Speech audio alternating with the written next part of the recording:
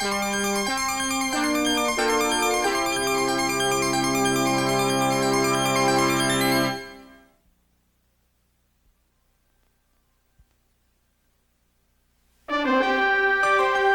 was young, robust, a growing America.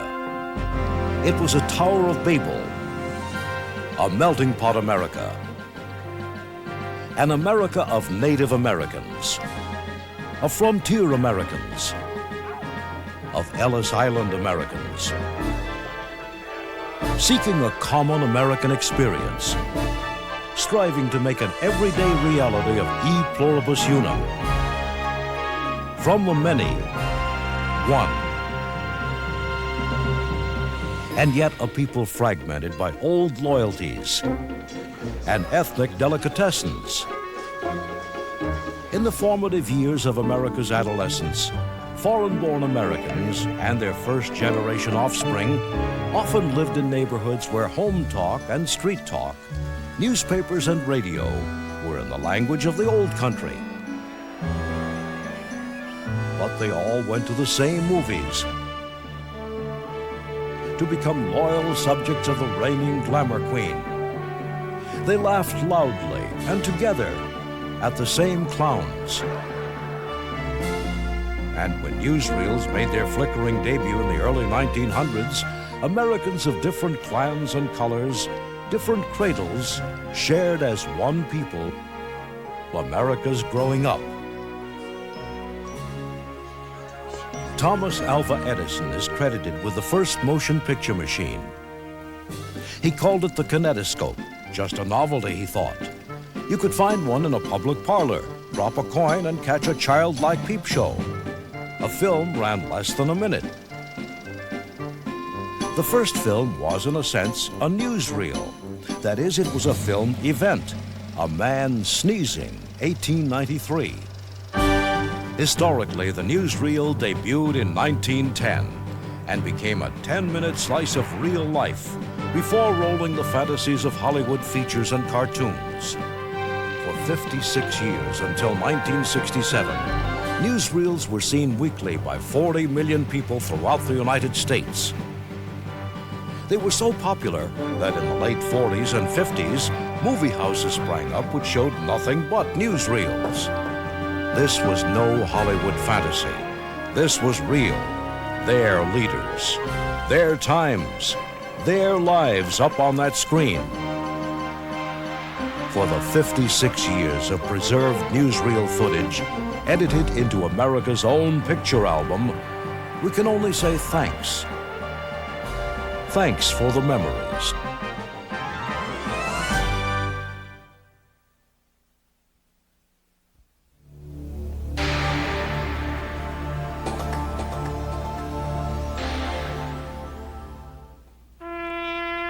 His death in 1919 recalled the fact that he had once been the youngest American president, only 43, when the assassination of President McKinley moved him from the vice presidency into the White House in 1901.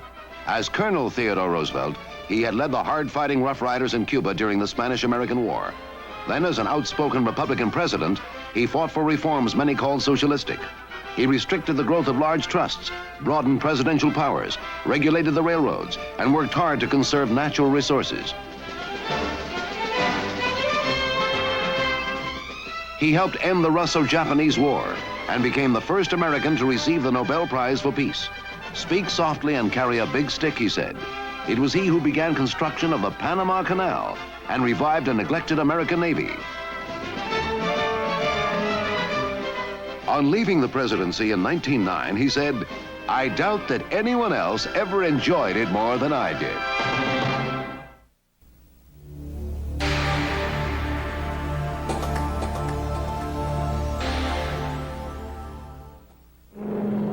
In 1937, on the 34th anniversary of the Wright brothers' first flight in the first motor-driven airplane, the U.S. Navy paid formal tribute. On hand were two spectators who had seen that beginning of the air age. We were here when the Wright brothers made their first flight. The people thought when they first came down here they had a crazy idea. When we saw the plane fly, it was the prettiest bird we ever saw. The Kitty Hawk, North Carolina people who thought it crazy had no concept of the research that went into the design of the aircraft. Wilbur and his younger brother Orville had studied reports on glider flights in Germany. They changed the wings and added movable flaps to control balance, lift, and drag. Then, with a 12-horsepower motor, they were off on a powered flight that ran 59 seconds. With that, the airplane joined the automobile in changing man's history. Every aircraft known today began with that one historic breakthrough on December 17, 1903.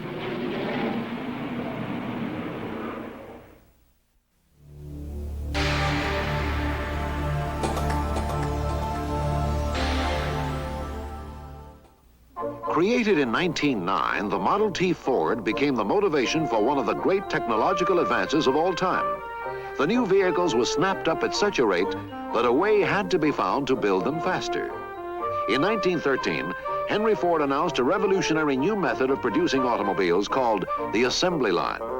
The secret is to keep everything in motion, Ford said. Our idea is that men should aid machines, whereas old production methods said machines should aid men. I believe the hardest waste to correct is the waste of time. It doesn't litter the floor like wasted material, but it's there. By 1914, Ford was making a new car every 93 minutes. The country was being transformed, and terms like rush hour and speed limit had to be invented to describe the new lifestyle that would be ours forevermore.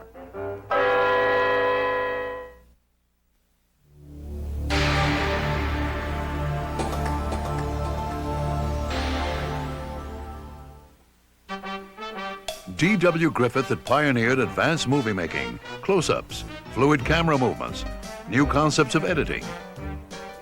He and his leading lady, Lillian Gish, had ground out short reelers in New Jersey before moving to Hollywood. There, Griffith teamed up with Charlie Chaplin, Douglas Fairbanks, and Mary Pickford to found United Artists.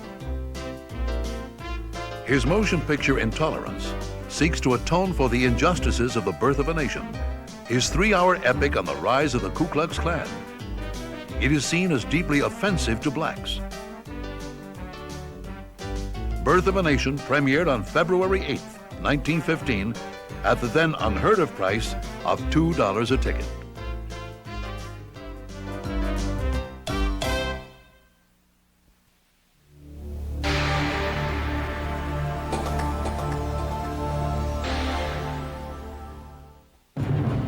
Mexico's Francisco Pancho Villa became a renegade bandit when he killed a man who had molested his sister. His revolutionary exploits were already legendary when he led a border raid on Columbus, New Mexico on March 9, 1916. 17 Americans were killed in the attack. 2 months earlier, Villa's forces had shot 18 Americans working in U.S.-owned mines in Mexico. Immediately after the border raid, 5,000 U.S. cavalry troops stormed Mexico in a massive hunt for Villa. Within weeks, General Pershing's forces routed Villa's camp, but its leader escaped. Villa eventually surrendered to the Mexican government for asylum in 1920, and 3 years later was ambushed and killed by a rival family for revenge.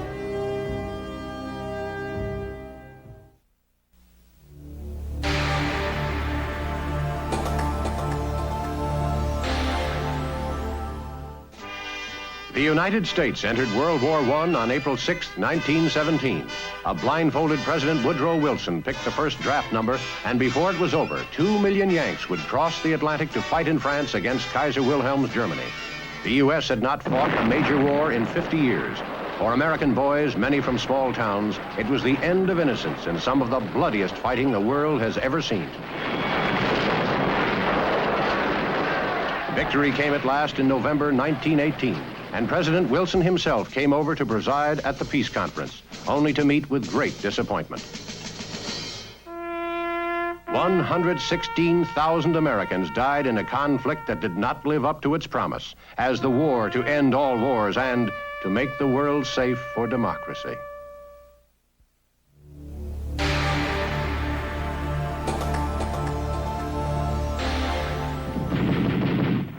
World War I was a tragic failure. Within a quarter of a century, most of the same nations would be fighting each other again all over the globe. But wars bring social change, and World War I opened for the placid women of America unprecedented channels to assertiveness. Many continue the standard female turns, but others broke the mold. Some sang, "I've been working on the railroad," instead of "Hail Columbia." For still others, it was upward movement. Women mailmen were a common sight, while the Green Thumb Girls ruled the world of the Victory Garden.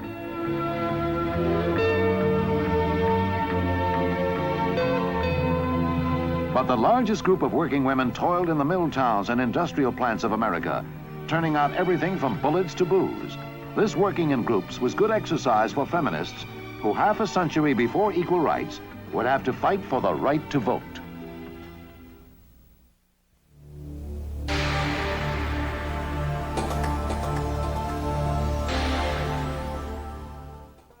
President Woodrow Wilson was resolved to prevent another world war. He returned from Europe determined to get the United States to accept the covenant of the League of Nations. But he met powerful opposition in the Senate, where it was said that entering the League meant surrendering America's national interests. So in September 1919, President Wilson embarked on a 10,000-mile campaign to sell the American people on the merits of the League of Nations. If America does not join, he said, there will be a second world war. The strain of the 28-day whirlwind campaign started to tell on the president. He grew visibly thin and gray. He became subject to dizzy spells. Finally, he collapsed. Repeated strokes immobilized him for the remaining 17 months of his presidency. The Senate voted against the League. The president had lost his gallant fight. During his last year and a half in office, Mrs. Wilson shielded the ailing president from contact with practically everyone.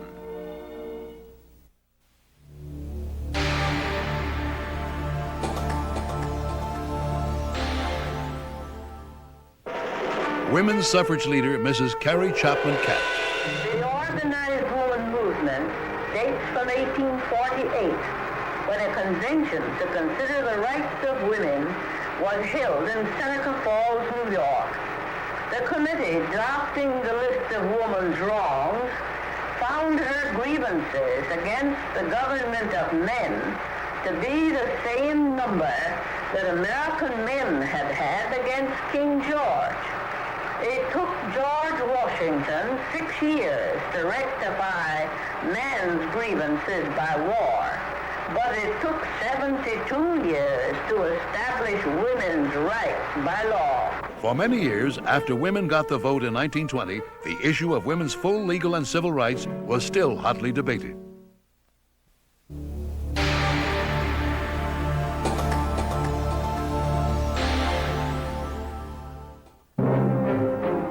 The speakeasy era began and ended with illegal booze.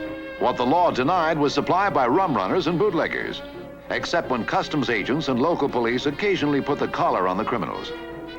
Prohibition was eating away at morality, and journalist Adela Rogers St. John pointed out the mistake.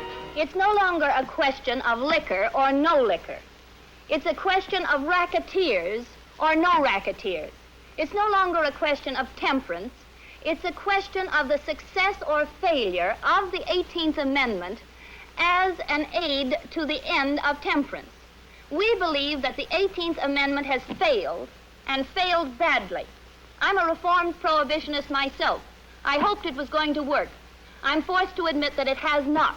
The nightlife of the time proceeded as though prohibition didn't exist.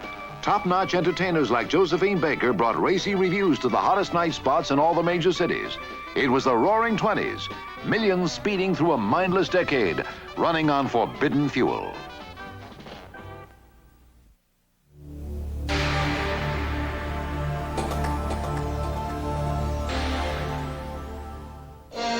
Warren G. Harding took over the presidency from Woodrow Wilson in 1921.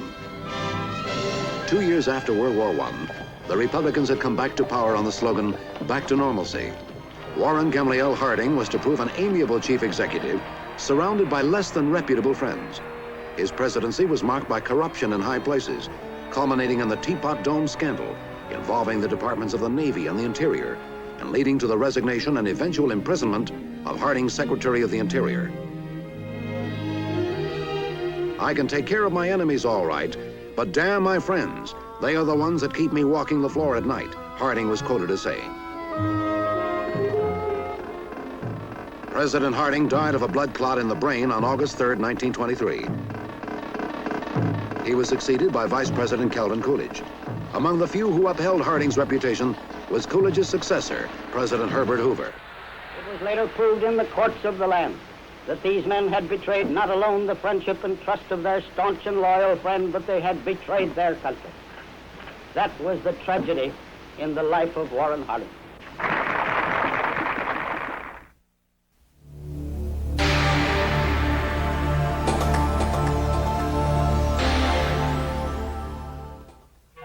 As President of the United States from 1923 to 1929, Calvin Coolidge was an authentic all-American character.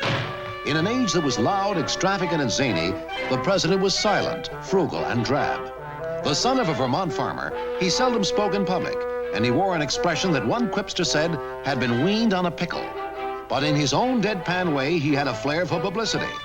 Early in his career, in a letter recommending young Calvin Coolidge to a friend, a Massachusetts legislator had written, "Like a singed cat, he is better than he looks." Conservative to the core, Coolidge's idea was that since the country was doing so splendidly on its own, his job as president was to do nothing that would rock the boat.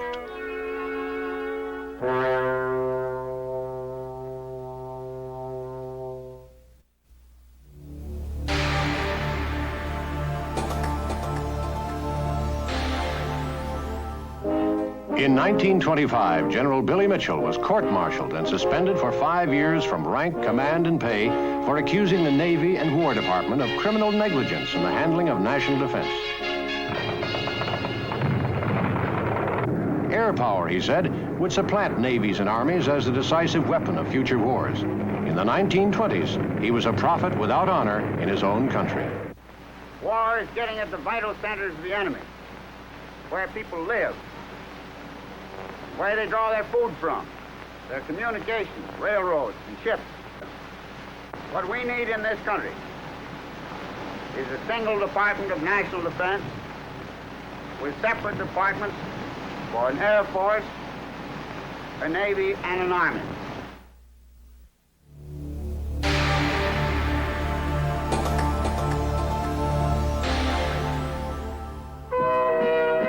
In the 19th century, British naturalist Charles Darwin propounded a scientific theory linking man and ape in the ladder of evolution.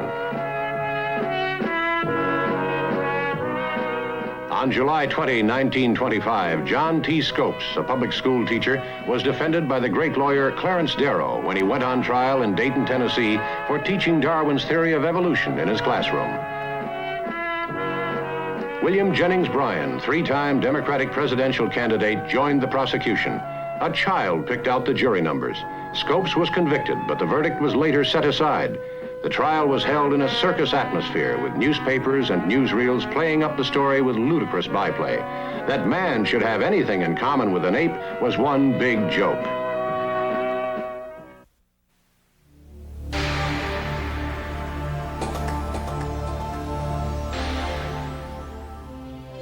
It was January 1926. John Logie Baird, Scottish inventor, demonstrates a pictorial transmission machine called television. Baird's invention uses rotating discs that break up the image into horizontal lines. Later, this is done electronically with a vacuum tube. This principle, transmitting images through electronic currents, actually existed since 1875. In Britain, Baird's early telecasts reach 100 television sets. By 1928, Baird makes the world's first overseas telecast from London to New York. Soon after, Bell Labs gets into the act with one device to eliminate fluttering and another to add color. There's every indication that Baird's invention has a bright future.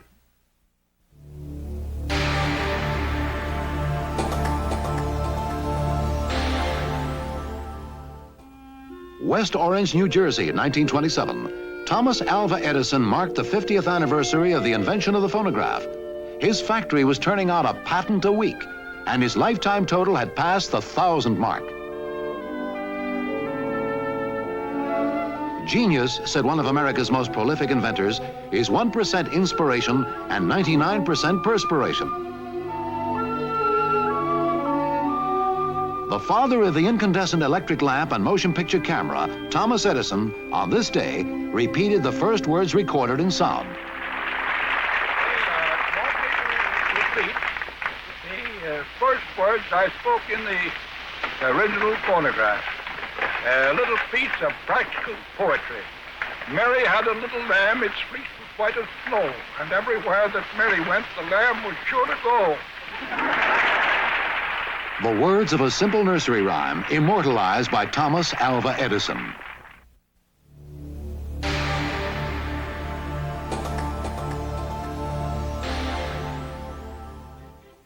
October 1927, Hollywood spawns a living newspaper when a newsreel with sound is premiered in New York.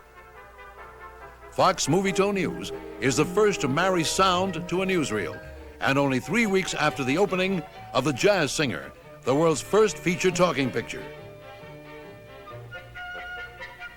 MGM, United Artists, and Paramount quickly seek licensing from the Victor Talking Machine Company, even though movie mogul Joe Schenck is still calling talkies just a fad. Setting sound to picture makes the newsreel a movie house fixture until it becomes clear that television is destined to become the new eyes and ears of the world.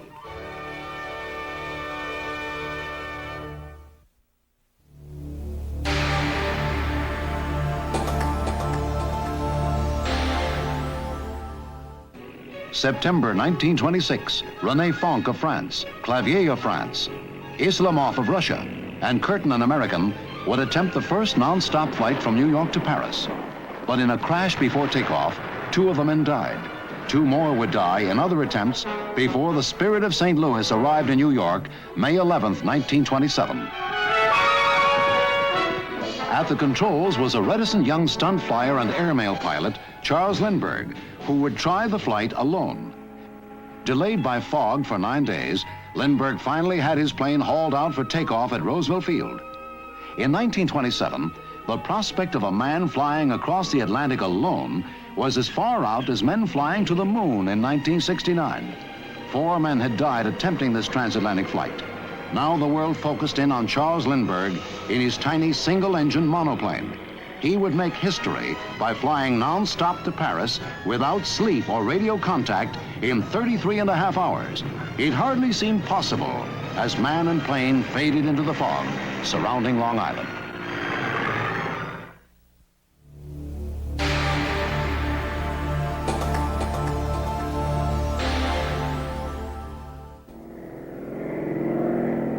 "33.5 hours after takeoff in New York, Charles Lindbergh and the Spirit of St. Louis landed at Le Bourget Airport near Paris on May 21st, 1927.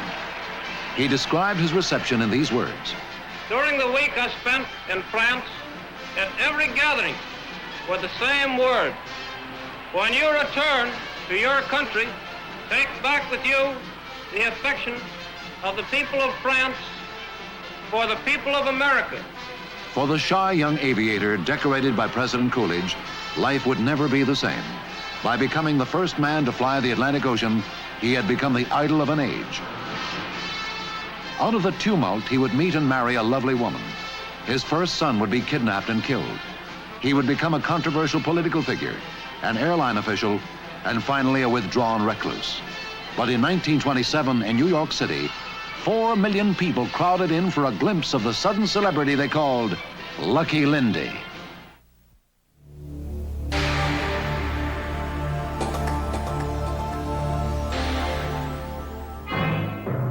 Nicola Sacco and Bartolomeo Vanzetti, a shoemaker and a fish peddler, were self-professed anarchists. In 1920, they were charged with the killing of 2 men during a payroll robbery. There were many who believed that the 2 Italian immigrants who spoke halting English were being railroaded because of their political beliefs. To the end, they maintained their innocence. Their appeals rejected, on August 23, 1927, they were executed.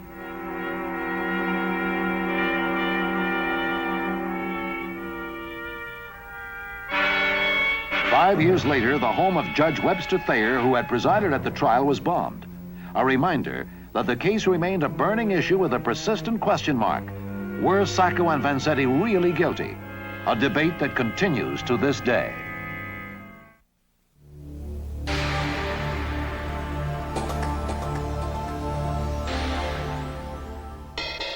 In 1919, Calvin Coolidge was elected governor of Massachusetts.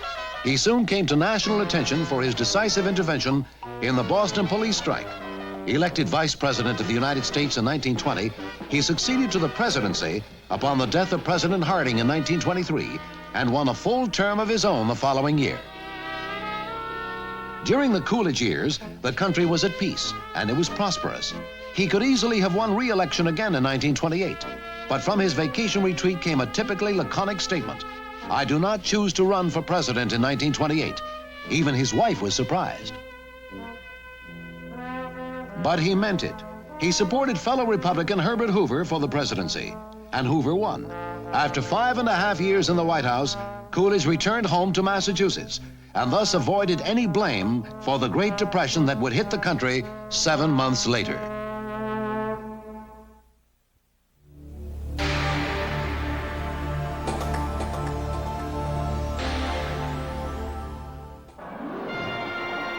Election year 1928. Democrat Al Smith becomes the first Roman Catholic to be nominated for the presidency.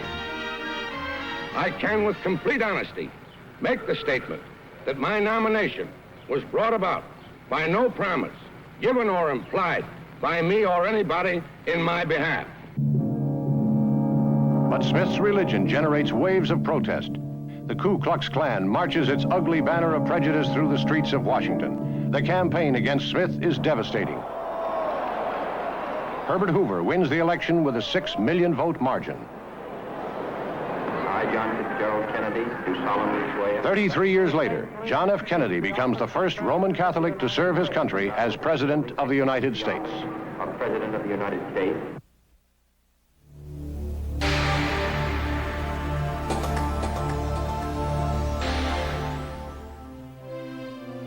The skyline of New York City gets its crowning touch with the erection of the Empire State Building. Soaring 86 floors above 34th Street and 5th Avenue, it's touted as the world's tallest building. Developers John Raskob and Pierre DuPont and architect William F. Lamb announced their plan to build it on December 11th, 1929. A year and a half later, it's finished. Its facade of limestone, granite, aluminum, and nickel. In the Hollywood flicks, it's climbed by King Kong, confirming its status as the world's most Olympian skyscraper. Some even envisioned its spire as a mooring dock for dirigibles. And so, believe it or not, you've actually seen what hasn't yet happened, but someday may. It never happened.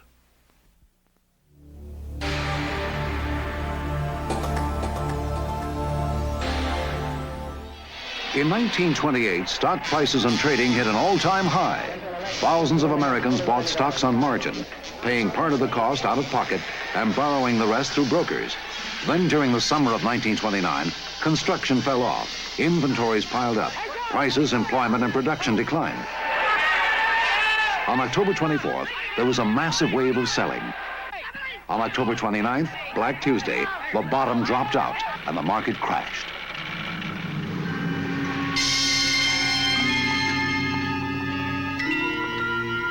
Jobs, savings, and homes were wiped out.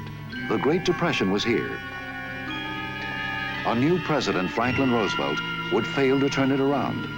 But the legislation he created to prevent a recurrence of the crash became a prime legacy out of a grim past.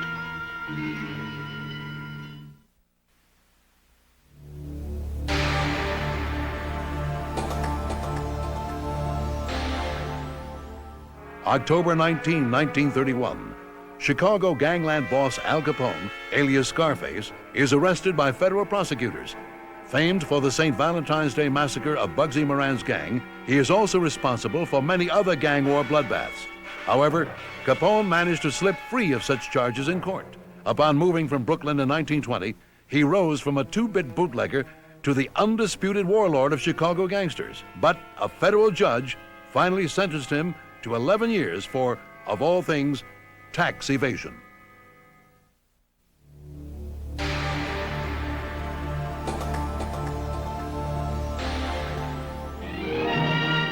In the spring of 1932, Charles Lindbergh, America's greatest hero, and his wife Anne were settling into their new home at Hopewell, New Jersey. Their only child, Charles Jr., occupied the nursery on the second floor. 5 years earlier, Lindbergh had electrified the world by flying the Atlantic Ocean for the first time, and alone. Now he wanted only peace and quiet. On March 1st, 1932, his son was kidnapped and a ransom note left behind, along with a ladder used in the crime. 1 month later, the child's body was found in the woods a few miles away. It took investigators more than 2 years to discover and arrest a prime suspect, Bruno Richard Hauptmann, a German immigrant who would die for a crime many still believed he did not commit.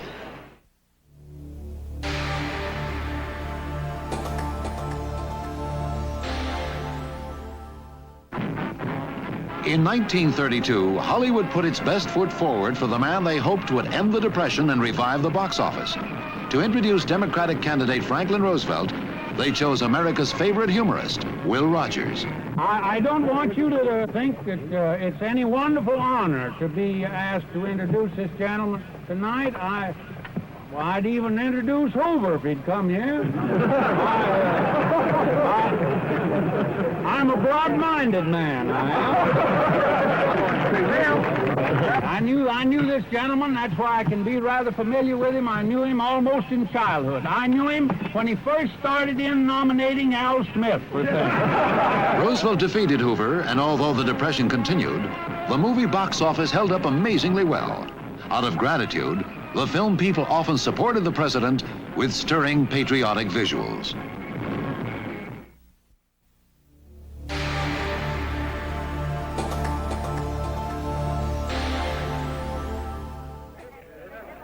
Washington, February 1932, the bonus certificate. In the midst of a crippling depression, Congress overrode President Hoover's veto of a bonus bill. The bonus certificates went out, but could not be redeemed until 1945. The vets needed cash now. The Hoover administration was determined to keep government spending low. 17,000 angry, needy veterans descended on Washington. 6 months they lived in shanties and vacant government buildings. On July 28th, Hoover called out federal troops, led by General Douglas MacArthur, with arms and tanks, forced the men out. 2 veterans and 2 policemen were killed. The troops burned the veterans' camp. The only bonus the veterans got was the fare out of Washington. The country grew more and more impatient with Hoover's inability to handle the Depression. In November, just 4 months later, Hoover lost his bid for re-election.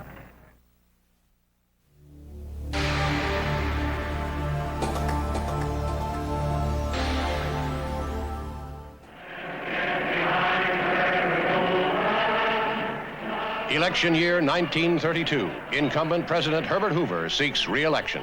This campaign is more than a contest between 2 men. It is a contest between 2 philosophies of government. The Depression. Hoover's philosophy of economic recovery has been conservative. Opponent Franklin D. Roosevelt's philosophy is to offer the people a radical New Deal. This is more than a political campaign. It is a call to arms. Roosevelt and his New Deal policies win him 42 of the 48 states. It looks, my friends, like a real landslide this time.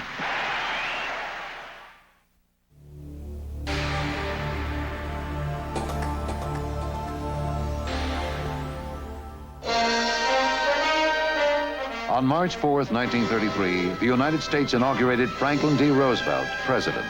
The economic depression was in its 3rd year. Unemployment was rising from 4 million in 1930 to 12 million in 1932. Nearly 1 out of every 4 workers in the nation was seeking a job.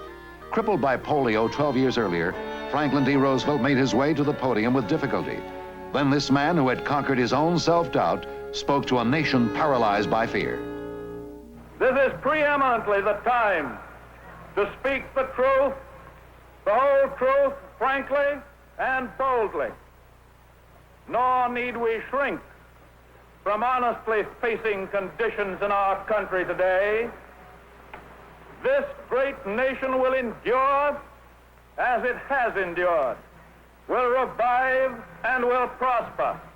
So first of all, let me assert my firm belief that the only thing we have to fear is fear itself. It became one of the most memorable phrases in the nation's political language.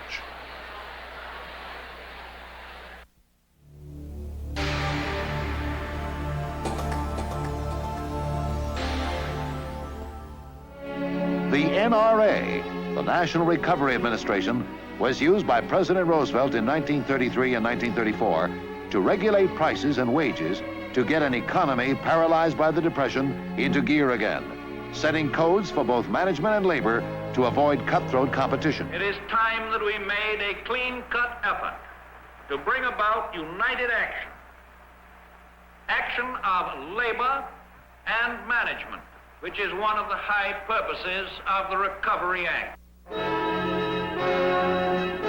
The NRA pledged employers to a $12 40-hour week. Some in management called it creeping socialism, and some in labor called it business fascism. But as a stopgap measure, the NRA did the job. And among steelworkers interviewed in Pittsburgh, not everyone was all that unhappy with the NRA.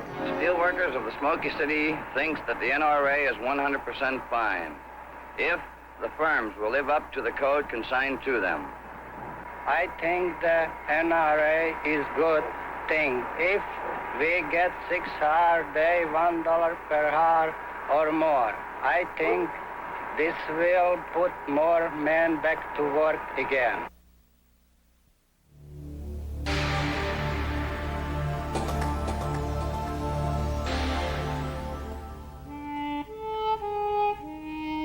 The great dust storms of the mid-1930s, known as the Black Blizzards, wreaked havoc through America's Great Plains, causing staggering economic losses and extreme physical discomfort. We're Americans, and Americans had a lot of hardships, but we're going to fight this through.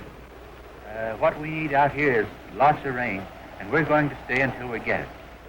Dust penetrated everywhere to the despair of homeowners who packed windowsills, door frames, even keyholes with oilcloth and gummed paper, to no avail. Hotel personnel in Garden City, Kansas, greeted travelers with face masks. On top of everything, winters were uncommonly bitter, while in the summer of 1936, Kansas recorded almost 60 days of 100-degree heat.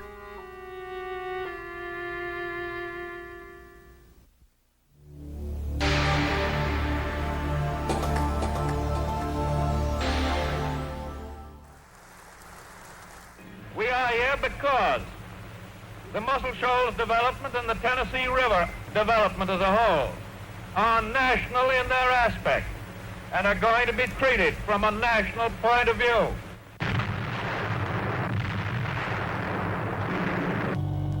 In 1933, President Franklin D. Roosevelt established the Tennessee Valley Authority, the TVA.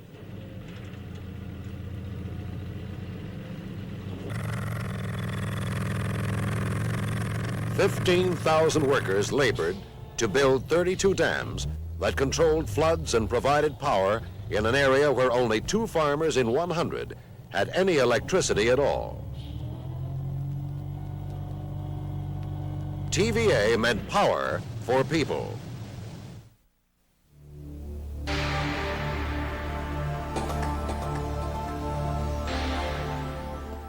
The Lord has answered the prayer. He has called the barbecue. Come to my feast. He said to 125 million American people. But Morgan and Rockefeller and Miller and Baruch have walked up and took 85% of the victuals off the table. In 1934, with the country bogged down in a continuing depression, Senator Huey Long tried in vain to build a successful anti-Roosevelt third party with his Share the Wealth program. Now, how are you going to feed the balance of the people? What's Morgan and Baruch and Rockefeller and Mellon going to do with all that grub? They can't eat it. They can't wear the clothes. They can't live in the house. Give them a yacht. Give them a palace.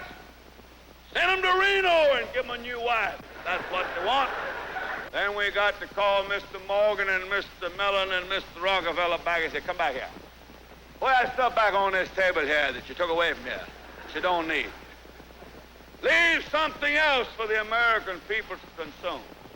And that's the program.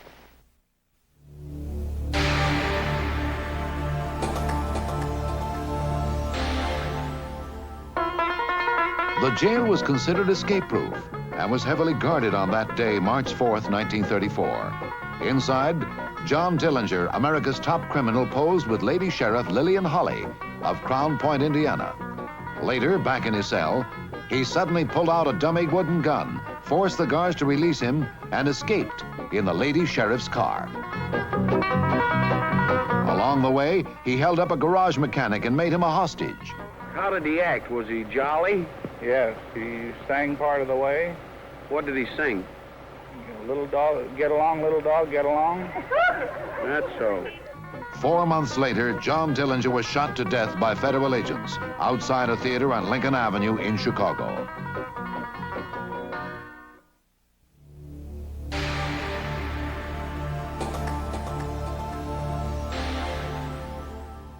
The first New Year's Eve after 14 years of prohibition. Goodbye speakeasies, goodbye bathtub gin, happy days. Drinking is legal again.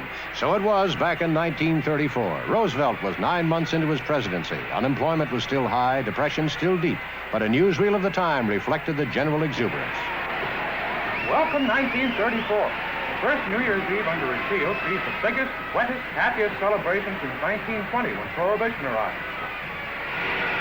Gayer and happier get the crowds as the big moment arrives to wish in the new year. A nation bids farewell to gloom.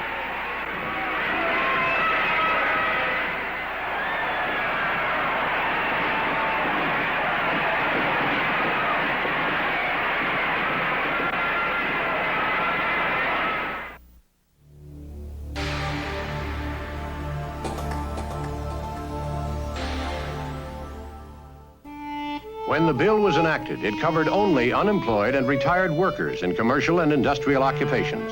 On August 14th, 1935, President Roosevelt signed the bill, saying, "We must face the fact that in this country we have a rich man's security and a poor man's security, and that the government owes equal obligations to both.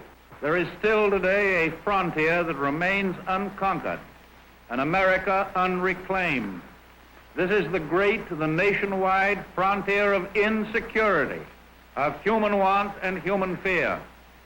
This is the frontier, the America, that we have set ourselves to reclaim." Between 1939 and 1957, dependents, farm and domestic workers, state and local government employees became eligible. By 1976, Social Security covered 90% of the workforce.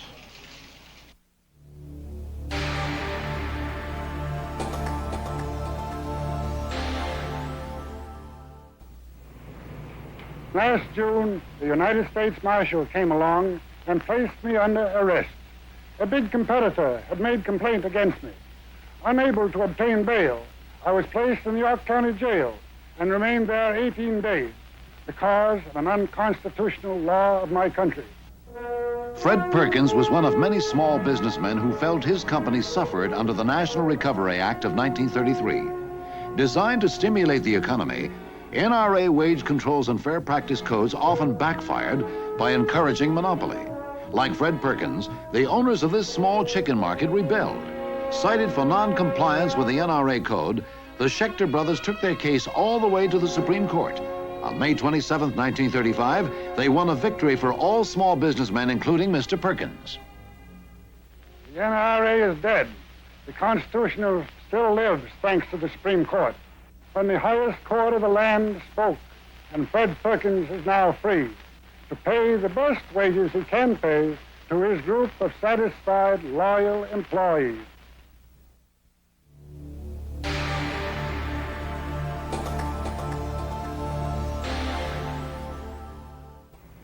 In January 1935, Bruno Hauptmann, the accused kidnap killer of Charles Lindbergh's baby son, maintained a steady calm at his New Jersey trial. How do you feel, Bruno? Oh, thanks a lot. Anne Lindbergh, mother of the dead child, also managed to stay calm as she identified the sleeping suit found on the little boy's body. Then the handwriting in the ransom notes was analyzed by expert Albert Osborne. The ransom notes were all written by the writer of various papers, signed Richard Hauptmann.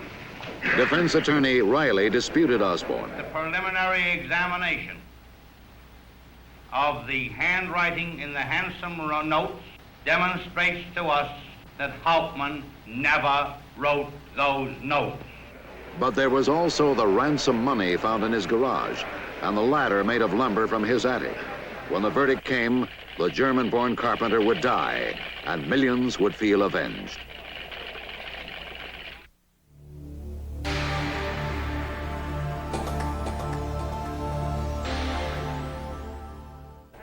February 1935. Enterprising but tasteless hawkers were selling toy replicas of the ladder supposedly used by Bruno Hauptmann to kidnap and then kill the Lindbergh baby. Despite some sentiment in his favor, the evidence against Hauptmann mounted steadily. The daily appearances of Charles Lindbergh himself, America's greatest living hero, made an impression on the jury that had to help the state's case. Now a fateful admission would be forced by Prosecutor Willens. When you were arrested with this Lindbergh ransom money and you had a $20 bill. Lindbergh ransom money, did they ask you where you got it? Did they ask you? You did. Did you lie to them or did you tell them the truth? Did you lie to them or did you tell them the truth? I said nothing to them. You lied, didn't you? I did, yes. At the end of the 6 weeks trial, the jury found Bruno Hauptmann guilty, and he died in the electric chair for what came to be called the crime of the century.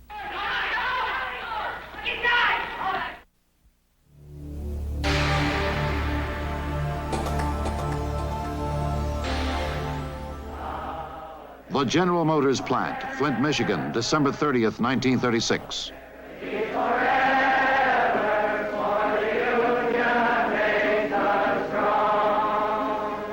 An historic strike began when GM workers barricaded themselves in the automobile assembly plants for 44 days. They provided their own entertainment, slept in and ate in, while the work stoppage cost GM $1 million a day. A series of unproductive meetings was also held between Assistant Secretary of Labor Grady and John L. Lewis, powerful head of the CIO. The men who are on strike share the hope of the federal government that a settlement with justice to all may be reached at the earliest possible date. The workers hung in while strikebreakers protested, and the United Auto Workers slowly forced GM to sign the first union contract in the automotive industry.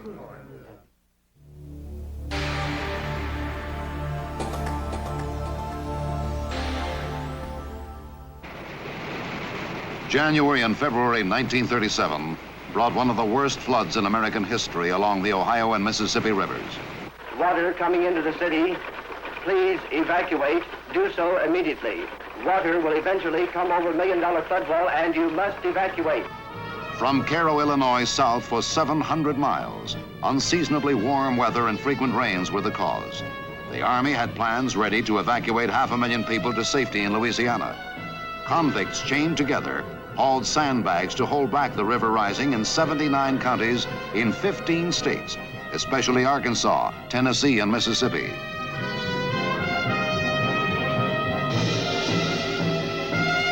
Many cities declared martial law, and Cincinnati gave dictatorial powers to its city manager. Memphis became the city of refugees, absorbing some of the 1 million people who abandoned 300,000 homes. Despite massive efforts by the Coast Guard, Red Cross, and Army Corps of Engineers, 900 people died. Since then, more than $9 billion have been spent on flood control and prevention. But floods still happen, and in 1937, the property loss alone was more than $400 million.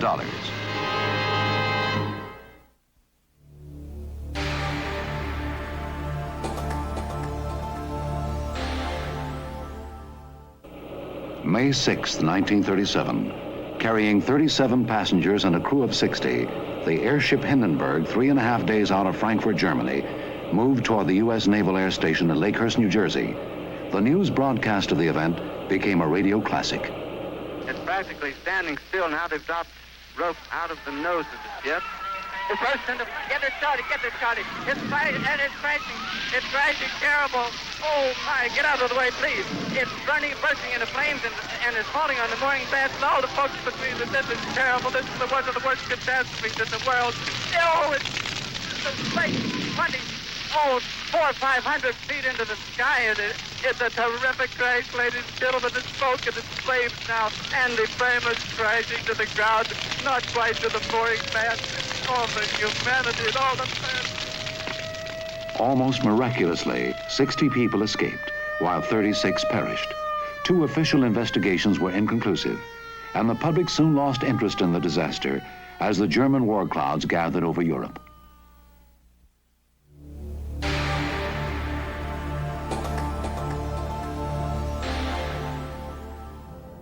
In 1937, Amelia Earhart was the most famous woman pilot in the world.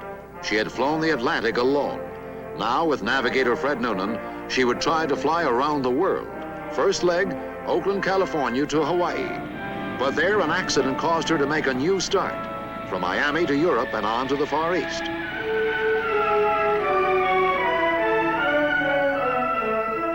Three weeks later, an SOS from the Mid-Pacific was picked up by 2 men in Los Angeles. The battleship Colorado sent its aircraft out to search several thousand square miles of ocean around Howland Island, the source of the distress signal.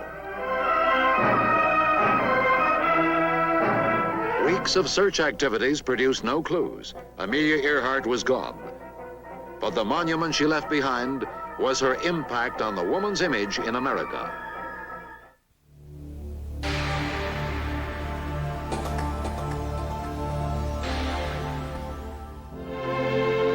Atlanta, Georgia, December 15th, 1939. Vivian Leigh had arrived, along with co-star Clark Gable and his actress wife, Carol Lombard. For this world premiere of Gone with the Wind, thousands of Atlantans would recall the way of life before the Civil War. And one of the most popular film stars of all time had to plead for his fans' indulgence. Tonight, I am here just as a spectator. I want to see Gone with the Wind the same as you do. And this is Margaret Mitchell's night and the people of Atlanta's night. Allow me, please, to see Gone with the Wind as a spectator. Thank you. The film went on to build a niche of immortality for its stars and earn about $85 million on a $3.5 million investment.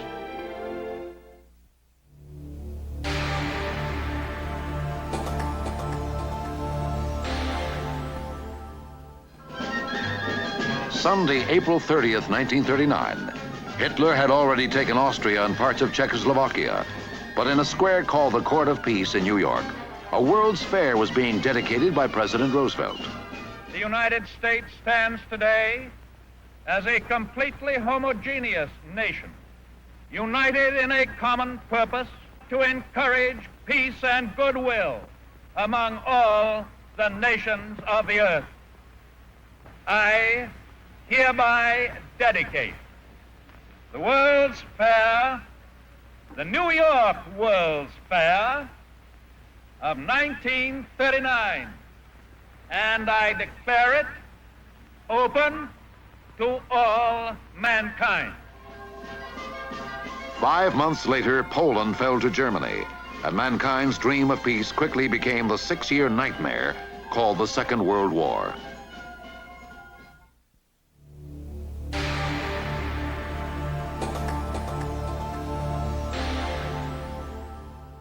In 1940, the first peacetime draft in America quickly inspired musical tributes to those selected, following this announcement by President Roosevelt. The first number drawn by the Secretary of War is serial number 158. I'm a selecting in the army. I work here for a solid year. I'm glad that I am here. For I am learning in that the outs of the army ain't for mine. Here comes another one. 13 million men and women were mobilized during World War II, largely through the Selective Service Act. It was used again in Korea and Vietnam. Not until 1973 would the peacetime draft be ended.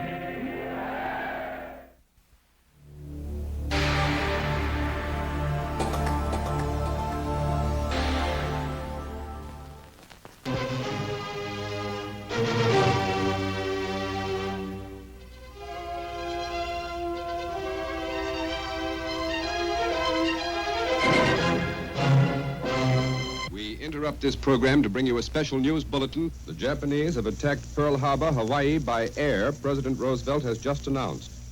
Sunday, December 7, 1941. Japan's carrier-based planes struck a devastating blow at U.S. Pacific Fleet and military airfields in Hawaii. It was the beginning of a conflict that would rage across the Pacific for the next 3.5 years. The anger of the United States was voiced the next day by President Roosevelt as he addressed the Congress. Yesterday, December 7th, 1941,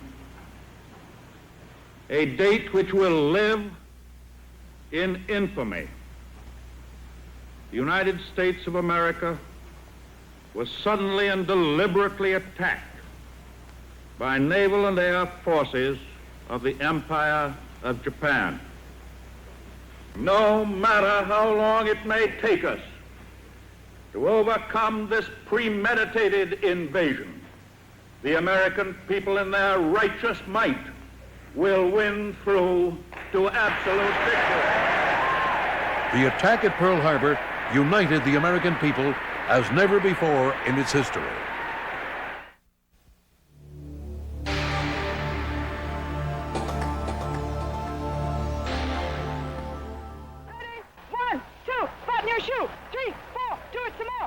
Physical fitness for women workers in World War II. At such plants as Lockheed Aircraft in Los Angeles and War Department tank depots, 3.5 million women joined 6 million men in setting production records that amazed Hitler and Stalin. Daytime care centers for preschool children enabled their mothers to work in the war plants. For Rosie the Riveter, as she was known, there were such work-related happenings as Queen of the Welders contests. This one in Pascagoula, Mississippi, won by 19-year-old Vera Anderson. War workers would be invited to the training center at Fort Knox to test the weapons they helped build. And for the newsreel camera, they were typical statements of patriotic defiance. Show the Japs that in their treacherous stab in the back at Pearl Harbor, they not only picked on the wrong men, but also on the wrong women.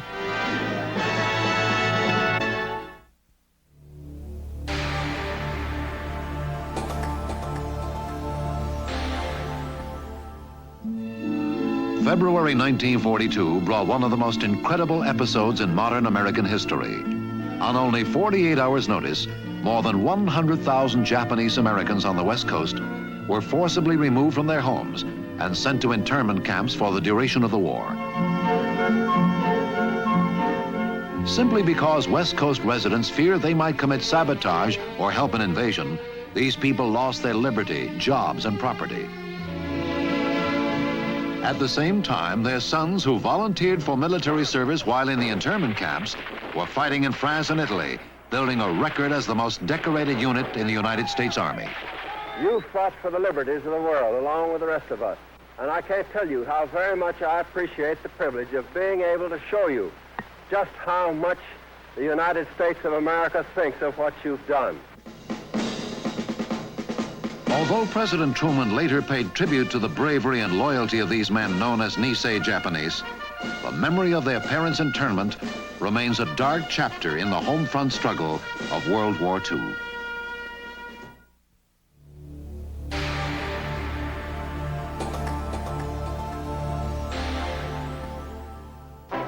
In 1942, a shoe shine still cost only 10 cents. Bananas, 10 cents a bunch. Apples, 30 cents a bag. Sirloin steak, 65 cents a pound. But we were at war, and there was danger of inflation. So Congress froze prices of consumer goods, especially food. Now your weekly food bill will be lowered. Mr. Prentice Brown, Assistant Price Administrator. Spreading rapidly over the nation. The Office of Price Administration is setting the top prices any store can charge on nearly all the food you buy. Meat, milk, most canned goods, coffee, bread, sugar, butter, and eggs. A combination of ration stamps and tokens, together with ceiling prices, made the Office of Price Administration a huge home front success. But then it became an overblown bureaucracy and died in 1946, a victim of political and business opposition, the black market, and its own red tape.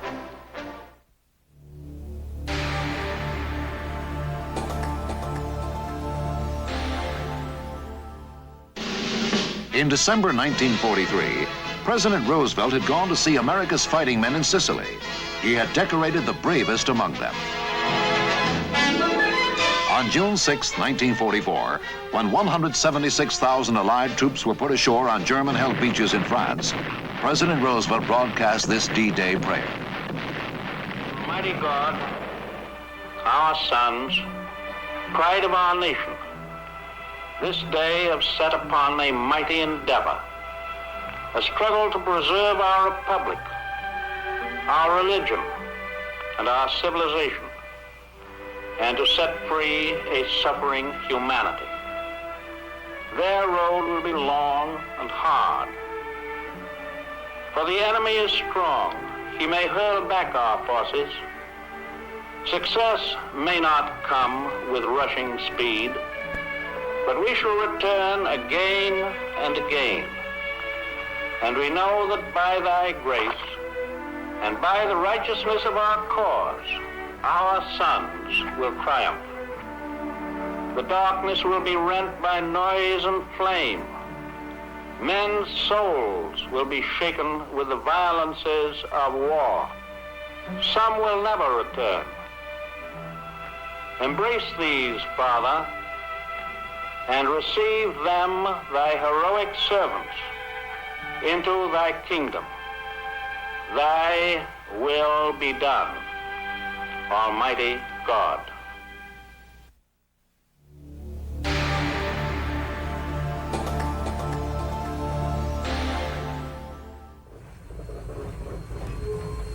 On the eve of the Allied victory in Europe, April 12, 1945, President Roosevelt died.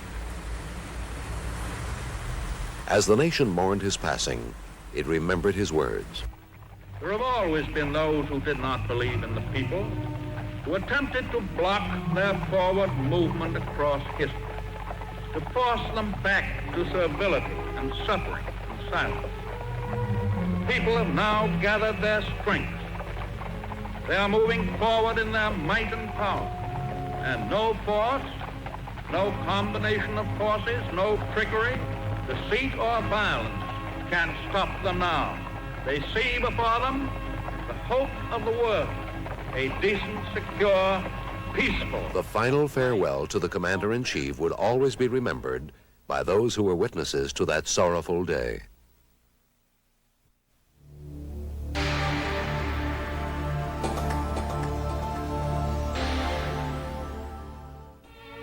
When President Roosevelt died in April 1945, after 12 years in office, millions the world over were stunned. World War II had not yet ended, and few outside of Washington knew of the resolve and fortitude of Harry S. Truman, the man who would succeed FDR. Historians would come to rate him our 8th greatest president, but our allies everywhere breathed easier with his first words to the Congress. I call upon all Americans to help me keep our nation united in defense of those ideals which have been so eloquently proclaimed by Franklin Roosevelt. So that there can be no possible misunderstanding, both Germany and Japan can be certain, beyond any shadow of a doubt, that America will continue the fight for freedom until no vestige of resistance remains.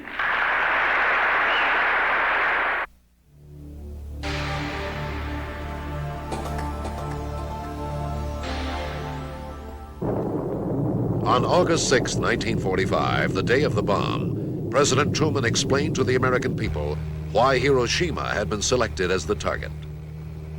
The world will note that the first atomic bomb was dropped on Hiroshima, a military base.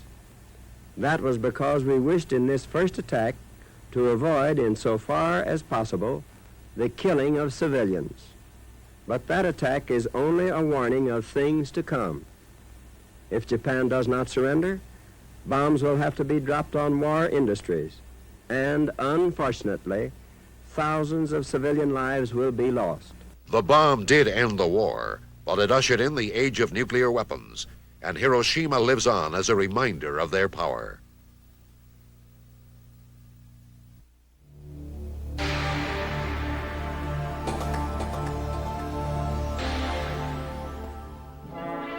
When World War II ended in Europe, the release of soldiers was determined by a point system. 1 point for each month of service, 5 for each combat wound, decoration, or major battle, and 1 point for each month served overseas. 85 points would bring a GI home, while only 45 would earn discharge for a whack. Sailors and Marines were enraged to find their services had no plan ready. But by summer, the ruptured duck veterans pin was on their lapels as well. 500,000 men were home even before the atomic bomb ended the war with Japan. The new GI Bill of Rights would help the veterans obtain education, job training, and job security. In 1952, the bill was modified to include veterans of the Korean War. And by 1976, more than 29 million Americans would be receiving benefits from the Veterans Administration, including veterans of the Vietnam War.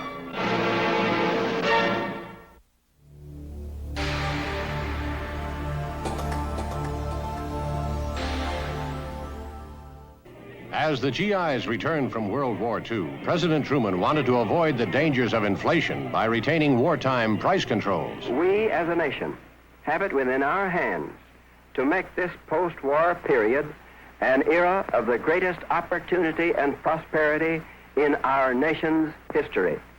Your determination to retain price controls and so prevent inflation must be made known to the Congress. The President of the United States has demanded that Congress and the people turn the clock backwards. He advocates a return to the days of war, of the OPA. Truman's leading opponent was Republican Senator Robert A. Taft of Ohio. We stand at the crossroads today between a free America and a planned economy. This is the last stand of the planners who think they know how to run the people's affairs better than the people themselves. Effective measures were not forthcoming, and a severe inflationary spiral set in. Inflation and unemployment have continued to haunt the American economy for decades, re-emerging periodically as leading political issues throughout our modern history.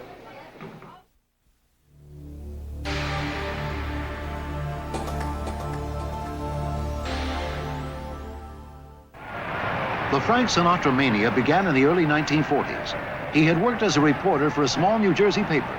Then he joined the Hoboken Four Quartet and later sang with Tommy Dorsey, Harry James, and the Hit Parade on radio. Rejected for military service because of a punctured eardrum, he became the idol of the Bobby Soxers. They stood out of doors for hours to catch a quick glimpse of Frankie Boy. He won an Academy Award for From Here to Eternity in 1953, but won his first movie popularity award in 1946 after It Happened in Brooklyn. Frank, I'm proud to tell you that the readers of the Modern Screen magazine have selected you as the most popular film star of 1946. I take great pleasure in presenting you this bronze bust of yourself. Thank you, Mr. Mayor. I'm sincerely grateful to you and to the readers of Modern Screen magazine. And I'm very happy about the whole thing. Thank you very much.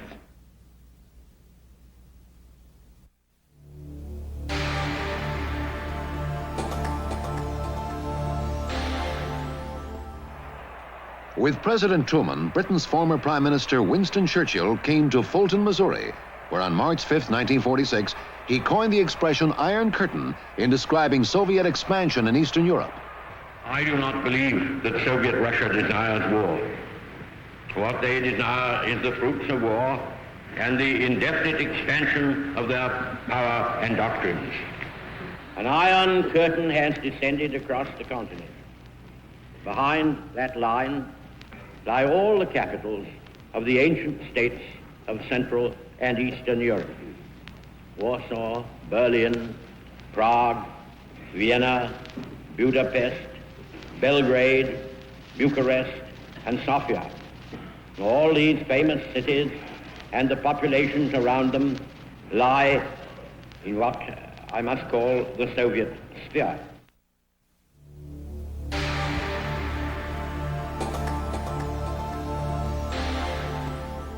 In 1947, President Harry Truman, unpopular with Congress, decided that General George C. Marshall, Secretary of State and former war hero, should carry the torch for his European recovery program. Marshall was candid with Congress. Whether we like it or not, we find ourselves, our nation, in a world position of vast responsibility. We can act for our own good by acting for the world's good. The so-called Marshall Plan was signed into law on April 3rd, 1947. Its aim was to help 16 non-communist countries rebuild their economies. In a Germany divided, West Germany became a showcase for our foreign policy. This unprecedented American investment would cost $13 billion before ending on schedule in 1951. It strengthened democracy in Europe, accented Soviet repression, and created healthy trading partners for the free world.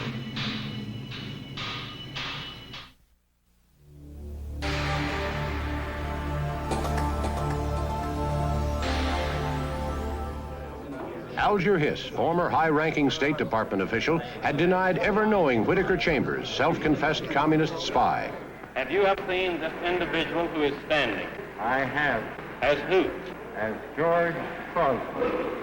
In 1935 was the last time that you saw him. According to my best recollection, not having checked the record. Now, will you remain standing a moment, Mr. Hiss? Mr. Chambers, do you know the individual who is now standing at the witness stand? Who is he? When did you first meet Mr. Hiss? 1934. When did you last see Mr. Hiss? 1938. Have a seat. Sit down. This dramatic confrontation took place on August 25th, 1948, before the House Un-American Activities Committee. Alger Hiss continued to deny Chambers' charge that he had spied for the Soviet Union. Hiss was convicted of perjury, sentenced to 5 years in jail.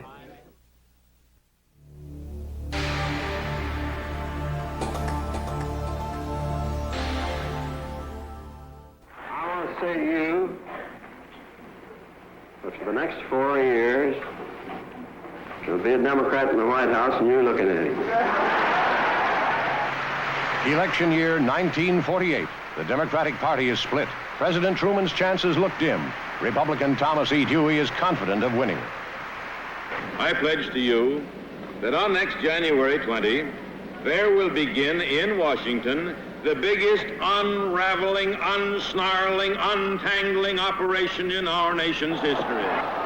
But Truman does not intend to lose. He embarks upon a massive whistle-stop campaign, hitting 400 cities and towns across the nation. His hard-hitting enthusiasm grips the American people, and in November, he stuns the pollsters with his victory.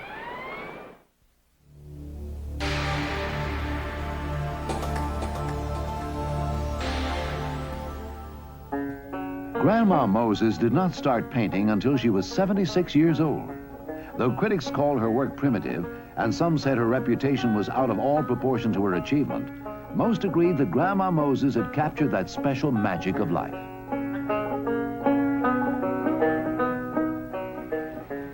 Commemorating that sparkle, President Truman named the 88-year-old painter one of 1949's Women of Achievement. Great pleasure to present this certificate to you, General. Thank you, our President. Returning to her home near Eagle Bridge, New York, Grandma Moses continued to paint each day until shortly before her death on December 13th, 1961, at the age of 101. I look back on my life like a good day's work, she wrote. It was done, and I feel satisfied with it.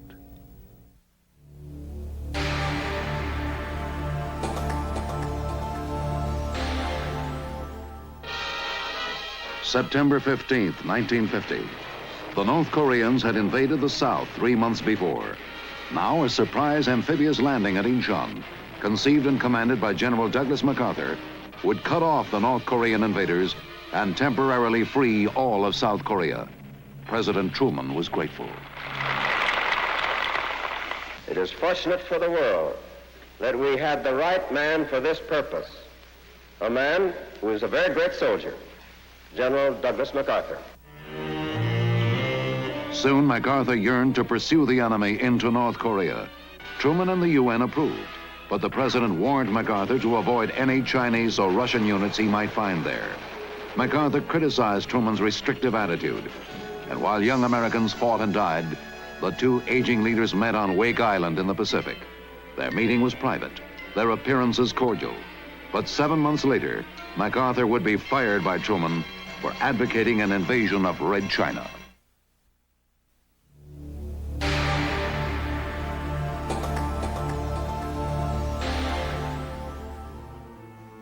On June 14, 1951, Remington Rand introduces UNIVAC, the prototype large-scale business computer.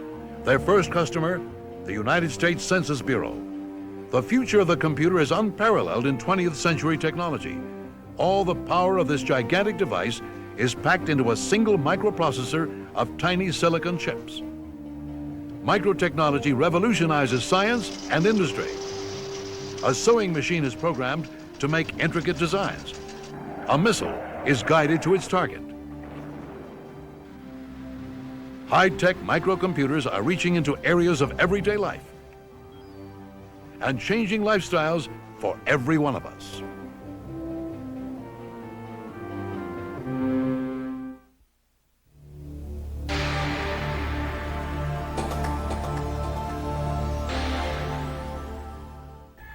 Eight days after he was abruptly removed from his Korean command by President Truman on April 19, 1951, General Douglas MacArthur addressed a joint session of the Congress.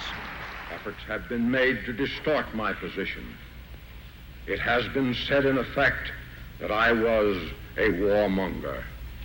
Nothing could be further from the truth. You cannot appease or otherwise surrender to communism in Asia without simultaneously undermining our efforts to halt its advance in Europe. The world has turned over many times since I took the oath on the plain at West Point, and the hopes and dreams have long since vanished.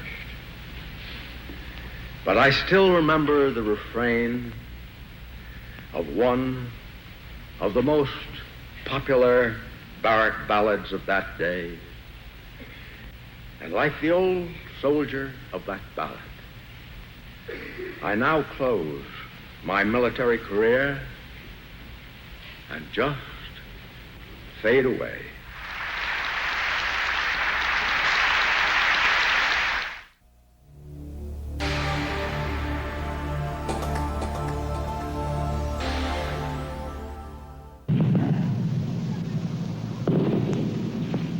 Election year 1952. The Korean War becomes a heated campaign issue for Democratic candidate Adlai Stevenson and Republican Dwight Eisenhower. I'm proud that we have had the fortitude to refuse to risk extension of that war despite extreme communist provocation and reckless Republican criticism. Now, where will a new administration begin? It will begin with its president taking a firm, simple resolution. I shall go to Korea. Eisenhower's war hero image represents hope to a nation at war. He scores an easy victory over Stevenson, winning 442 electoral votes to Stevenson's 89.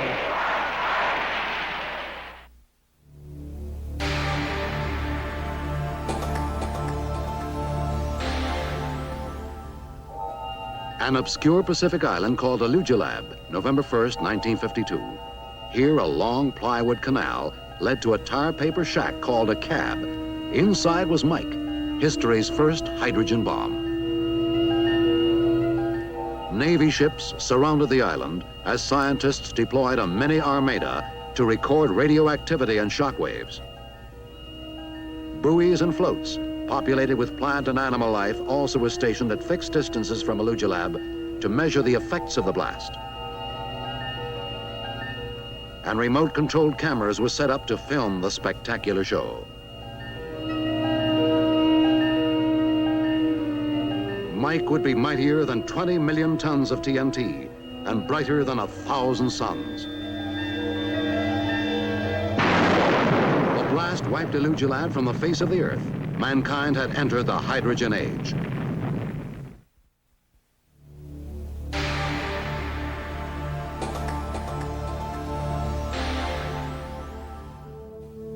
March 26, 1953, Dr. Jonas Salk of the University of Pittsburgh reports in the Journal of the American Medical Association that he has successfully tested on 90 adults and children a vaccine against polio. The Salk vaccine is certified as a prevention of infantile paralysis within months of Salk's report. A massive child inoculation program is quickly initiated in schools throughout the United States.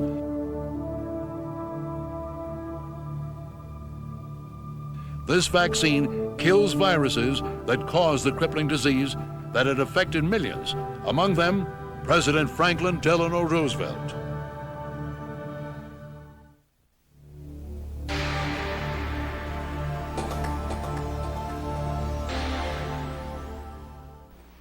In 1954, Senator Joseph McCarthy investigated possible subversive activity in the Army. Legal counsel for the Army was Joseph Welch. On June 9th, McCarthy accused a young Welch aide of communist ties. Pained and outraged, Mr. Welch replied, "Little did I dream you could be so reckless and so cruel as to do an injury to that lad.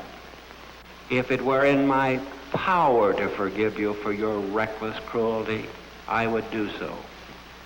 I like to think I'm a gentleman, but your forgiveness will have to come from someone other than me." Mr. Chairman. Now, I just give this man's record. Senator, may we not drop this? Have you no sense of decency, sir? At long last, have you left no sense of decency? You brought him down, did you not, to act as your assistant?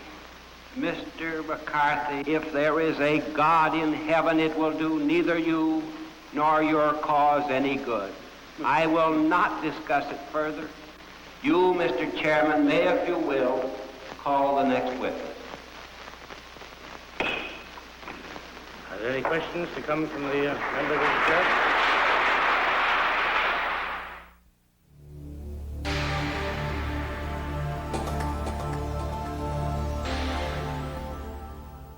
Murrow is the symbol, the leader, and the cleverest of the jackal pack. On April 6, 1954, Senator Joseph McCarthy appeared on television to answer charges levied against him by CBS News correspondent Edward R. Murrow. Now, Mr. Murrow said on this program, and I quote, he said, "The actions of the junior senator from Wisconsin have given considerable comfort to the enemy." That is the language of our statute of treason, rather strong language. If I am giving comfort to our enemies, I ought not to be in the Senate. If, on the other hand, Mr. Murrow is giving comfort to our enemies, he ought not to be brought into the homes of millions of Americans by the Columbia Broadcasting System. In connection with that, I would like to repeat one thing that I said.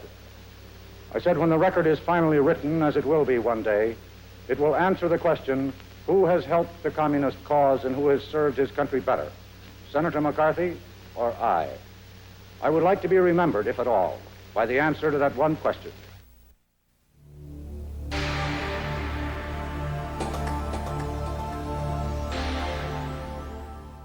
We will continue to walk and shall rise. After a year-long bus boycott organized by Dr. Martin Luther King, his first major civil rights battle was won when on November 13, 1956, the Supreme Court ruled against segregated public transportation. We are not going back to the buses bragging about a victory being won. This will be the defeat of everything that we've done for the last 12 months. Each of you has the responsibility to serve as a committee of one, to see that we act right on the buses. In the light of this decision, we can well map out the strategy for the future of integration.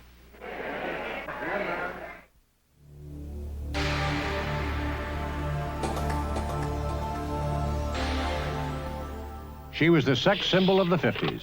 Miss Monroe will have nothing to say this morning.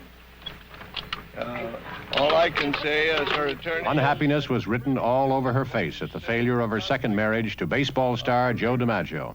In contrast, she was the picture of happiness 2 years later at the announcement of her marriage to playwright Arthur Miller in 1956. You didn't know when you were going to get married. Do you know today? It'll be in July before the 13th. No definite date has been set. I haven't got one yet. Where are you going to be married? I wish I could tell you at this moment. It's in the... I'm arranging. And I can't really tell you right now. I'll let you know, though. Have you received an... The marriage ended in divorce 6 years later. The following year, in 1962, she died of an overdose of sleeping pills.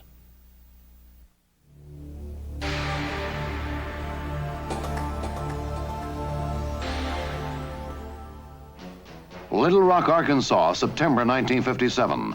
Governor Orville Forbes ordered the National Guard to keep black students from enrolling in Little Rock Central High. Black activists were insisting on long-delayed compliance with the Supreme Court's order to desegregate in 1954. As the first black students appeared, the governor gave his reasons for resistance. I will not force my people to integrate against their will. I believe in the democratic processes and principles of government wherein the people determine the problems on the local level, which is their right. As a group of black students tried to enter the school through a side door, violence flared in the nearby streets. Guardsmen, police, and state troopers moved quickly to arrest those attacking blacks and their sympathizers. After 3 weeks of near anarchy, President Eisenhower ordered federal troops into Little Rock. The 101st Airborne Division successfully enforced the Supreme Court order, but the fact that the Army was required to enforce civil law in this country made news in many nations of the world.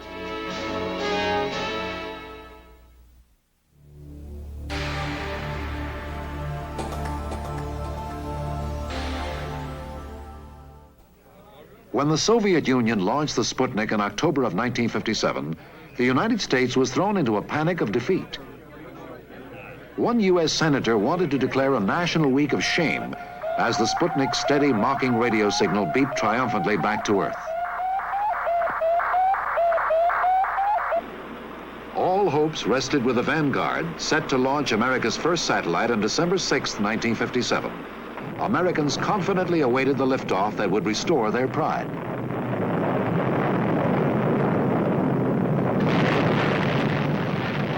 The effect was devastating. Although the U.S. would launch its own satellite 1 month later, it would be a long time before Americans forgot that historical moment when they were number 2.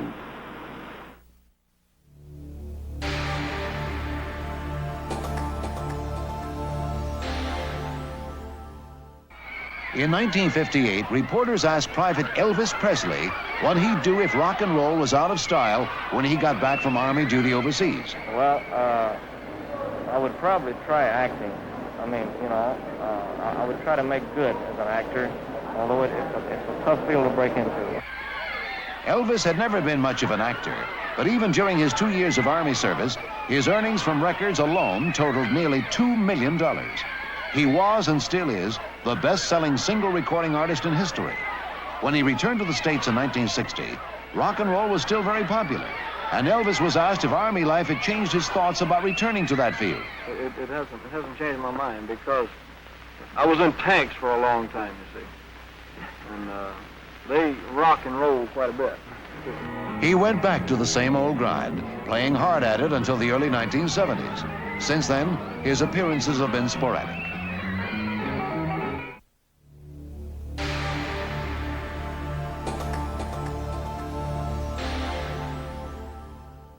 Not often in the story of mankind does a man arrive on earth who is both steel and velvet, who is as hard as rock and soft drifting fog, who holds in his heart and mind the paradox of terrible storm and peace, unspeakable and perfect. The incomparable Abraham Lincoln, born 150 years ago this day, is an approach, if not a perfect realization of this character. In 1959, Carl Sandburg, poet-historian, delivered a memorable Lincoln Day eulogy before a session of Congress. Millions there are who take Lincoln as a personal treasure. He had something they would like to see spread everywhere over the world. Democracy. We can't find the words to say exactly what it is, but he had it.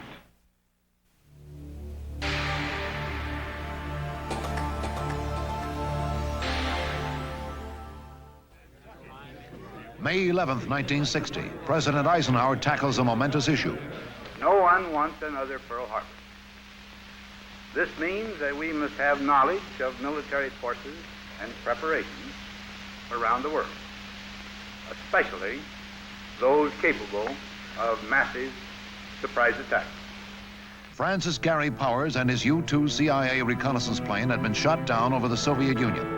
Powers survived. His equipment was recovered. Premier Nikita Khrushchev showed the evidence to the world. The United States would have to apologize, he said, or he would not sit down with Eisenhower at the Paris summit meeting already scheduled for May 19th. In Paris, he launched into a memorable tirade against the enemies of the Soviet Union. The apology never came. The summit broke up.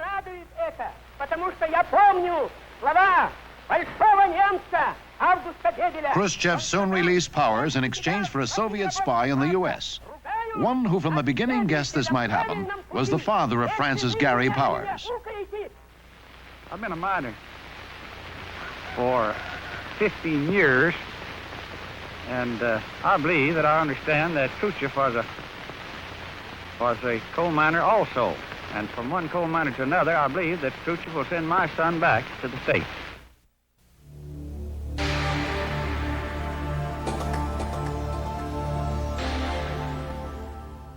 We have 4 million out of work and 3 million part-time. Election year 1960. 62. Unless this country moves again, this state won't move. Well, let me say this. Anybody that says America's been standing still hasn't been traveling around America as I have. I've been in 47 states, and there's been more progress in the 7 years of the Eisenhower administration than in any administration in history, and twice as much as in the Truman administration that we left behind, and we don't want to go back to that administration.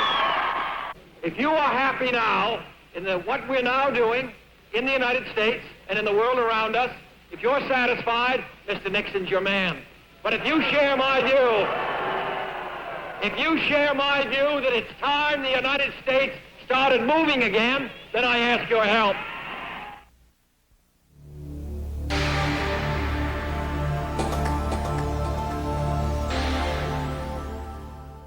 U-2 reconnaissance planes over Cuba brought back photographic evidence of Soviet missile bases being built in secrecy between July and October 1962. When Foreign Minister Gromyko visited the White House, President Kennedy did not let on that he had the evidence. Gromyko denied the existence of long-range ballistic missiles in Cuba. On October 22nd, President Kennedy brought it out in the open. To halt this offensive buildup, a strict quarantine on all offensive military equipment under shipment to Cuba is being initiated. All ships of any kind bound for Cuba, from whatever nation or port, where they're found to contain cargoes of offensive weapons, be turned back. The world stood on the brink of nuclear war, but in the end, the Russian ships chose to turn back with the missiles on their decks.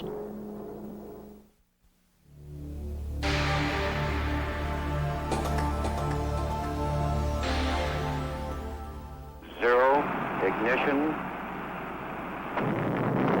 The first space flight in orbit around the Earth by an American astronaut, John Glenn, on February 20th, 1962, raised the nation's hope that before long an American might land on the moon, a hope expressed by President Kennedy in September 1962. We choose to go to the moon. We choose to go to the moon.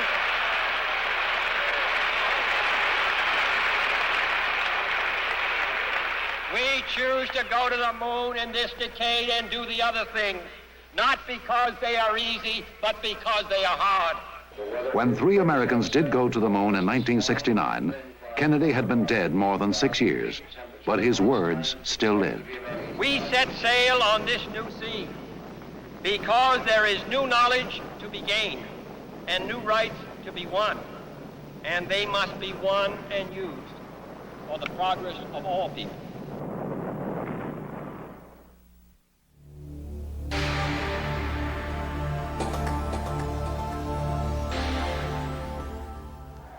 The wall built by East German communists to separate East and West Berlin was the theme of a memorable speech in June 1963 by President John F. Kennedy. Freedom is indivisible. And when one man is enslaved, all are not free. All free men, wherever they may live, are citizens of Berlin. And therefore, as a free man, I take pride in the words, Ich bin ein Berliner. 1 million beleaguered West Berliners gave John F. Kennedy a delirious welcome. He had won their hearts with those 4 words, I am a Berliner.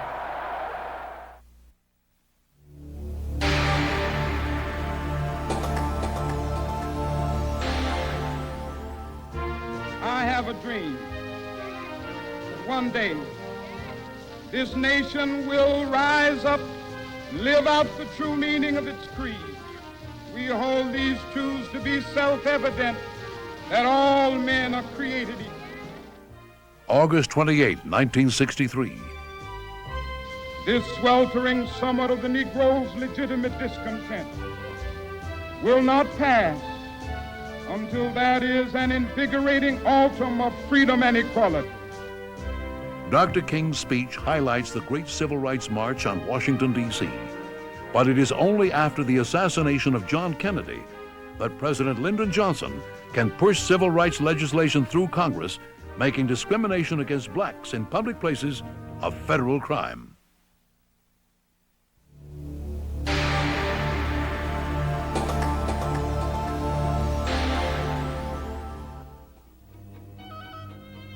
On November 22, 1963, President and Mrs. Kennedy arrived in Dallas, Texas, for what was to be a forerunner of his re-election campaign the following year.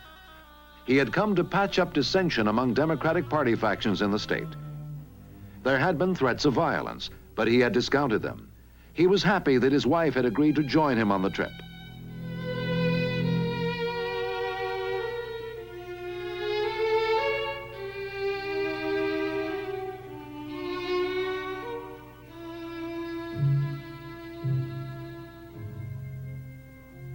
The unbelievable happened. Shots rang out. The president was killed as he passed the Texas School Book Depository. Those who lived through that unspeakable sorrow would always remember the funeral drums. President Kennedy was dead, cut down so young, when his life still showed so much promise. Where are your eyes that look so mild, hurroo, hurroo? Where are your eyes that look so mild, hurroo, hurroo? Where are your eyes that look so mild, when my poor heart you first beguiled? Johnny, I hardly knew you. Now the trumpet summons us again, not as a call to bear arms, though arms we need, not as a call to battle, though in battle we are, but a call to bear the burden of a long twilight struggle, a struggle against the common enemies of man, tyranny, poverty, disease, and war itself. With your guns and your drums and your drums and your guns, hurroo, hurroo. With your guns and your drums and your drums and your guns, the enemy nearly slew you. And so, my fellow Americans, ask not what your country can do for you. Ask what you can do for your country. Johnny, I hardly knew you. Johnny, I hardly knew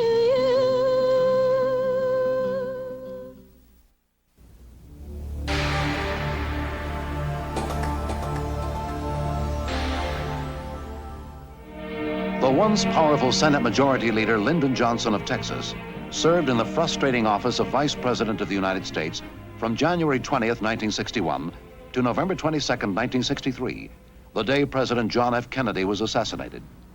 I profoundly hope that the tragedy and the torment of these terrible days will bind us together in new fellowship, making us one people in our hour of sorrow.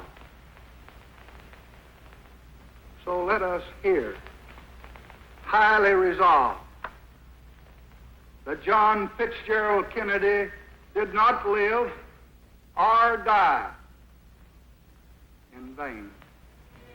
In the years to follow, President Johnson would set a record as an activist, progressive president who used his considerable parliamentary skill to get much of Kennedy's programs enacted into law, including the civil rights, the education and the Medicare bills.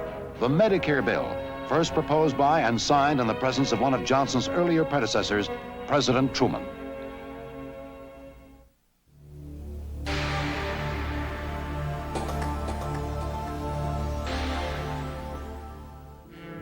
Americans in South Vietnam had been mostly advisors until August 1964, when the North Vietnamese attacked 2 U.S. destroyers in the Gulf of Tonkin.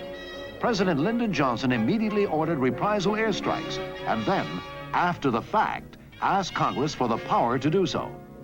Aggression by terror against the peaceful villagers of South Vietnam has now been joined by open aggression on the high seas against the United States of America. Our response for the present will be limited and fitting. We Americans know, although others appear to forget, the risk of spreading conflict. We still seek no wider war. Congress quickly gave the president the so-called Gulf of Tonkin resolution, opening the door to bombings of the North and a huge escalation of our efforts to force the North Vietnamese out of the South. Then Congress repealed the resolution in 1970, and President Nixon brought our ill-fated participation in Vietnam to a close in 1973.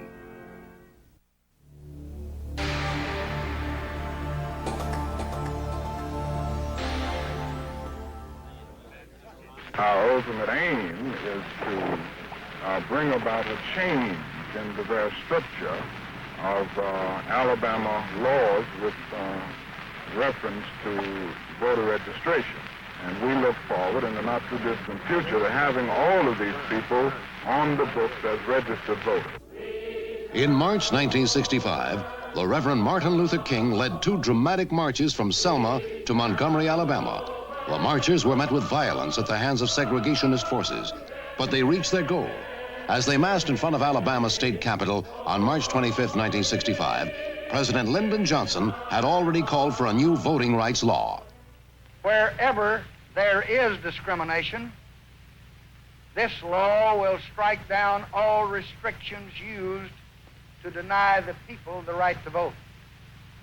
It will establish a simple, uniform standard which cannot be used, however ingenious the effort, to flaunt our Constitution. And if state officials refuse to cooperate, then citizens will be registered by federal officials. There were demonstrations of support in many parts of the nation. The Voting Rights Bill was enacted into law on August 6, 1965.